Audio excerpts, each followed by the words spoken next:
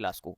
पहला प्रश्न जो आपको दिया गया है आपकी स्क्रीन पर, पहला क्वेश्चन है, वाहनों में पीछे का दृश्य देखने के लिए किस दर्पण का उपयोग किया जाता है? तो वाहनों में जो हमारी गाड़ी होती है या मोटरसाइकिल होती है, तो उसमें पीछे का दृश्य देखने के लिए किस दर्पण का उपयोग किया जाता है, ये पूछ रहा है। तो दोस्तों उसमें कौन से दर्पण का उपयोग किया जाता है? तो वह होता है उत्तल दर्पण। बी आपका करेक्ट हो जाएगा। धारा मापने की इकाई क्या होती है दोस्तों? तो धारा मापने की इकाई क्या होती है, सही आंसर आपको देना है। तो धारा मापने की इकाई क्या होती है? एम्पियर हो जाएगा दोस्तों। बी आपका सही हो जाएगा। धारा मापने की इकाई क्या होती है? एम्पियर। पेंडुलम को चंद्रमा पर ले जाने पर उसकी समय अवधि क्या होगी? अगर हम पेंडुलम को चंद्रमा पर ले जाए तो उसकी समय अवधि पर क्या परिवर्तन देखने को मिलेगा? ये सही आंसर आपको देना है। तो दोस्तों आपका सही आंसर विकल्प सी हो जाएगा। जब आप पेंडुलम को चंद्रमा पर ले जाते हैं तो उसकी समय अवधि जो है वो बढ़ जाएगी, क्योंकि चंद्रमा पर गुरुत्वाकर्षण पृथ्वी की तुलना में कम होता है। सी आपका करेक्ट हो जाएगा। चमगादड़ की ध्वनि कैसी होती है दोस्तों? तो चमगादड़ की जो ध्वनि होती है वो कैसी होती है? सही आंसर आपको देना है।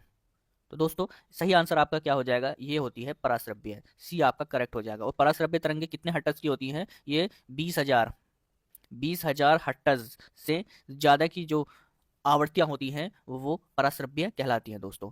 सी आपका करेक्ट हो जाएगा। ध्वनि का वेग सबसे अधिक किस माध्यम में होता है? मतलब ध्वनि का जो वेग है वो सबसे ज्यादा किस माध्यम में होगा, ये क्वेश्चन में पूछा जा रहा है दोस्तों। ये बहुत ही इंपॉर्टेंट क्वेश्चन है और इस तरह के क्वेश्चन पूछे जाते हैं और बच्चे अक्सर कंफ्यूज हो जाते हैं दोस्तों। तो ध्वनि का वेग सबसे अधिक किस चीज में होगा? लोहे में होगा दोस्तों। ए आपका करेक्ट हो जाएगा, क्योंकि ठोस में सबसे अधिक होता है, फिर तरल में होता है और तीसरे नंबर पर गैसें आपकी आती हैं। अगले क्वेश्चन की तरफ बढ़ते हैं। एनीमोमीटर की सहायता से क्या मापा जाता है दोस्तों? क्या मापा जाता है एनीमोमीटर की सहायता से? तो क्या मापा जाता है? हवा की गति को मापा जाता है। हवा की गति और दिशा को मापने के लिए काम आता है एनीमोमीटर। निकट दृष्टि दूर करने के लिए कौन सा लेंस उपयोग किया जाता है? अगर बात करते हैं निकट दृष्टि दोष हो गया है तो कौन सा लेंस आप उपयोग करेंगे? तो दोस्तों निकट दृष्टि दोष के लिए हम क्या इस्तेमाल करते हैं? अवतल लेंस। सी आपका सही हो जाएगा। अंतरिक्ष यात्री को आकाश का रंग कैसा दिखाई देता है? तो दोस्तों हमें कैसा दिखाई देता है? जब हम देखते हैं तो हमें नीला दिखाई देता है, बट अगर हम बात करें अंतरिक्ष यात्री को आकाश का रंग कैसा दिखाई देता है तो उसे काला दिखाई देता है। सी आपका सही हो जाएगा। शून्य में स्वतंत्र रूप से गिरने वाली वस्तुओं का त्वरण क्या होता है? तो शून्य में दोस्तों स्वतंत्र रूप से गिरने वाली वस्तुओं का त्वरण क्या हो जाएगा? आपका सही आंसर क्या होगा? तो दोस्तों आपका सही आंसर विकल्प डी हो जाएगा, समान होगा। समान त्वरण से ये गिरेंगी दोनों वस्तुएं। रॉकेट का उड़ना किस सिद्धांत पर आधारित है? रॉकेट का उड़ना किस सिद्धांत पर आधारित है? सही आंसर आपको देना है। तो दोस्तों ये आधारित होता है न्यूटन के तीसरे नियम पर, यानी तृतीय नियम पर। ये आपका करेक्ट हो जाएगा। जल में तैरना न्यूटन का कौन सा नियम है? अगर जल में तैर रहे हैं तो न्यूटन के कौन से नियम का आप पालन कर रहे हैं? सही आंसर आपको देना है। तो दोस्तों जल में तैरना न्यूटन का तीसरा नियम होता है, यानी कि जब हम पानी को धक्का देते हैं तो हम पर पानी का समान बल लगता है और हम आगे की ओर बढ़ जाते हैं। ये आपका करेक्ट हो जाएगा। गूंजनहीन हॉल का अनुकरण काल इनमें से कितना होता है दोस्तों? अगर गूंजनहीन हॉल की बात करें तो उसका अनुकरण काल पूछा जा रहा है, तो अनुकरण काल कितना हो जाएगा? सही आंसर आपको देना है। तो गूंजहीन गूंजहीन ध्यान रखिए, गूंजहीन हॉल का अनुकरण काल कितना होता है? 0 सेकंड। बी आपका करेक्ट हो जाएगा। एक जैव पद्धति जिसमें पराश्रव्य ध्वनि का उपयोग किया जाता है वह कौन सी है? तो एक जैव पद्धति है जिसमें पराश्रव्य ध्वनियों का उपयोग करके कार्य को किया जाता है, तो कौन कौन सी है दोस्तों? सही आंसर आपको देना है। तो ये कौन सी हो जाएगी? सोनोग्राफी हो जाएगी। बी आपका करेक्ट हो जाएगा। सोनोग्राफी में पराश्रव्य ध्वनि तरंगों का उपयोग करके शरीर के आंतरिक अंगों की छवि बनाई जाती है। बी आपका सही हो जाएगा। ध्वनि तरंगों की प्रकृति होती है, तो ध्वनि तरंगे कैसी होती हैं दोस्तों? ये पूछा भी गया है कई बार एग्जाम में। तो आपका सही आंसर अनुदैर्ध्य हो जाएगा। निम्न में से कौन सा कथन ध्वनि तरंगों के लिए सत्य है? क्या सत्य है बताइएगा। तो दोस्तों इनमें सही क्या हो जाएगा? 0 डिग्री सेल्सियस पर इनकी चाल 332 मीटर प्रति सेकंड होती है। सी आपका इसमें सही हो जाएगा।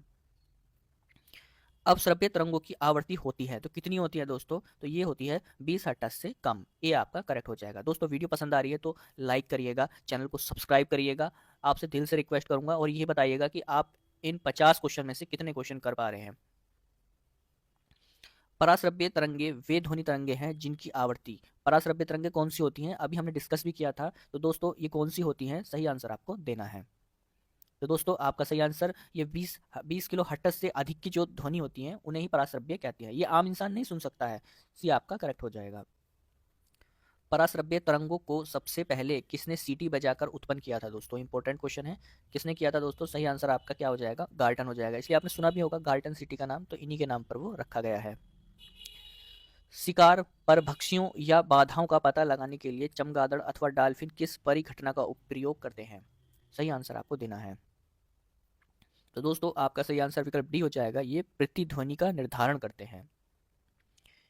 कीड़ों तथा हानि पहुंचाने वाले तत्वों को घरों से दूर भगाने के लिए प्रयोग में लाया जाता है, तो क्या लाया जाता है? तो ये लाया जाता है अल्ट्रासोनिक तरंगे।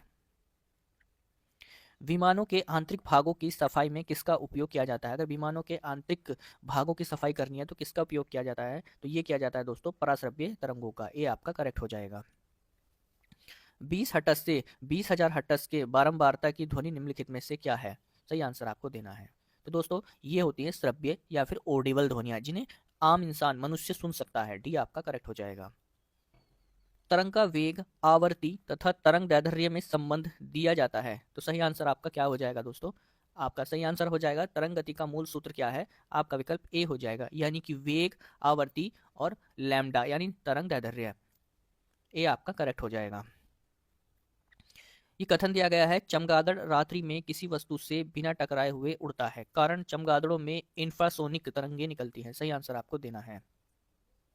तो दोस्तों आपका सही आंसर क्या हो जाएगा? विकल्प सी हो जाएगा ए, क्योंकि रात में आप सभी जानते हैं चमगादड़ रात्रि में बिना टकराए उड़ती हैं, परंतु आर जो है वो गलत हो जाएगा। चमगादड़ रात्रि में उड़ते समय इकोलोकेशन का उपयोग करते हैं, जिससे वे किसी वस्तु से बिना टकराए उड़ सकते हैं। सी आपका करेक्ट हो जाएगा। वायु में ध्वनि की चाल 332 मीटर प्रति सेकंड है।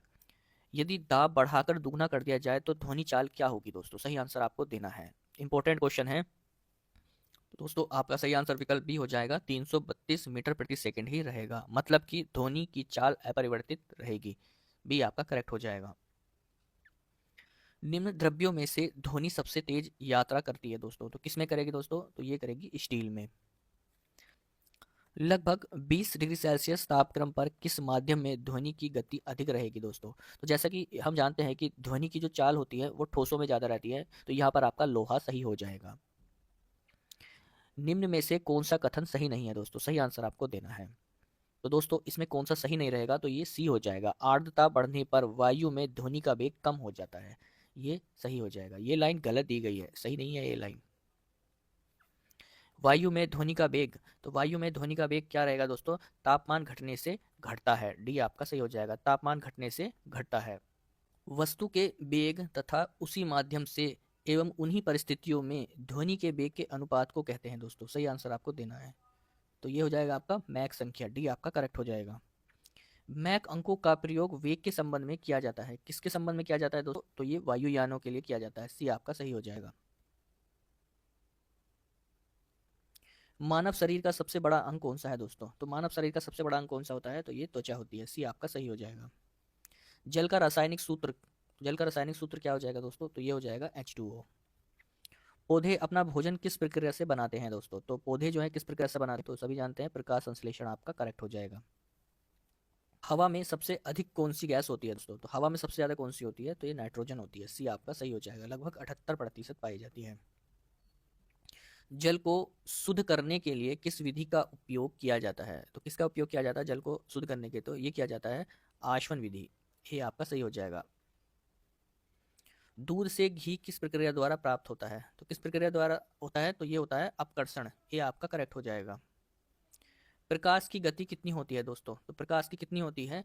3 × 10⁸ मीटर प्रति सेकंड। बी आपका सही हो जाएगा। द्रव्यमान की इकाई क्या है दोस्तों? द्रव्यमान की इकाई क्या होती है? तो ये होती है किलोग्राम। बी आपका सही हो जाएगा। आपसे दिल से रिक्वेस्ट करूंगा दोस्तों, चैनल को सब्सक्राइब करिएगा, वीडियो को लाइक करिएगा, शेयर करिएगा अपने दोस्तों के साथ, कमेंट करिएगा। बहुत मेहनत लगती है आपके लिए इस तरह का कंटेंट तैयार करने में, और अगर आप लाइक करते हैं, सब्सक्राइब करते हैं, कमेंट करते हैं, तो हमारे लिए ये एक मोटिवेशनल होता है दोस्तों। मानव शरीर में ऊर्जा की इकाई क्या होती है दोस्तों? तो मानव शरीर की बात करें तो उसमें ऊर्जा की इकाई जो होती है वो कैलोरी होती है। कैलोरी में मापते हैं। सी करेक्ट हो जाएगा। सामान्य तापमान किसे कहते हैं दोस्तों? सामान्य तापमान कितना होता है? तो ये हो जाएगा दोस्तों आपका, अगर फ़ारेनहाइट में बात करें तो 98 हो जाएगा, और अगर सेल्सियस में बात करें तो 37 हो जाएगा। तो दोनों ही ये सही हो जाएंगे, बी और सी। इंपॉर्टेंट क्वेश्चन है दोस्तों, परीक्षाओं में कई बार पूछा भी गया है। दही बनने की प्रक्रिया किसके कारण होती है? तो दही कैसे बनती है दोस्तों? तो ये जीवाणुओं से बनती है, याद रखिएगा। जीवाणु यानी कि लैक्टोबैसिलस के द्वारा जो है वो दही बनती है। थर्मामीटर किस सिद्धांत पर काम करता है दोस्तों? तो किस पर करता है? ये ऊष्मीय प्रसार पर काम करता है। सी आपका करेक्ट हो जाएगा। बिजली में किसका प्रयोग होता है दोस्तों? किसका प्रयोग होता है? विद्युत धारा का होता है दोस्तों। सी आपका सही हो जाएगा। एलपीजी में मुख्य गैस कौन सी होती है दोस्तों? तो एलपीजी में कौन सी होती है? तो ये होती है दोस्तों ब्यूटेन। सी आपका करेक्ट हो जाएगा। किस धातु का तरल रूप में पाया जाता है? तो कौन सी धातु तरल रूप में पाई जाती है? तो ये होता है दोस्तों पारा। ये आपका करेक्ट हो जाएगा। विद्युत बल्ब में कौन सी गैस भरी जाती है? तो कौन सी भरी जाती है दोस्तों? सही आंसर आपको देना है। तो विद्युत बल्ब में हम नाइट्रोजन भरते हैं। ये आपका करेक्ट हो जाएगा। इसके अलावा ऑर्गन भी भरते हैं, अगर विकल्प में ऑर्गन होगा तो